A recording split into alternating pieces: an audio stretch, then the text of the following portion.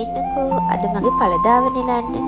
මේ තියෙන්නේ මගේ ගෙදර 3 වෙනි තට්ටුවේ රූෆ් টොප් එකේ මගේ පුංචි කංකුම් වගාව. පුංචි කිව්වට ඉතින් මට සති දෙකකට විතර සැරයක් හොඳ අස්වැන්නක් මේ චූටි පාත්තියෙන් හම්බෙනවා. ඔයාලා හිතනවා නම් කංකුම් වගේ දේවල් වවන්න ඔයාට ගොඩක් වතුර තියෙන තැනක් ඕනේ කියලා මේ මගේ පාත්තිය බලන්න තට්ටු 3ක් උඩ ගිනි ගහන අවුවේ තමයි මේ පැල ටික හැදෙන්නේ. මම දවසට පාරක් විතර වතුර එකතු කරනවා. ඒ ඇරුණාම වෙන කිසිම සාත්තුවක් කරන්නෙත් නැහැ. ඒ වුණාට ඉතින් හරිම සරුවට මෙතන මේ කංකුම් ටික වැවෙනවා. ඔයාලත් ඔයාලගේ දරුවන්ට කඩේ ගන්න පලා වර්ග දෙනවද?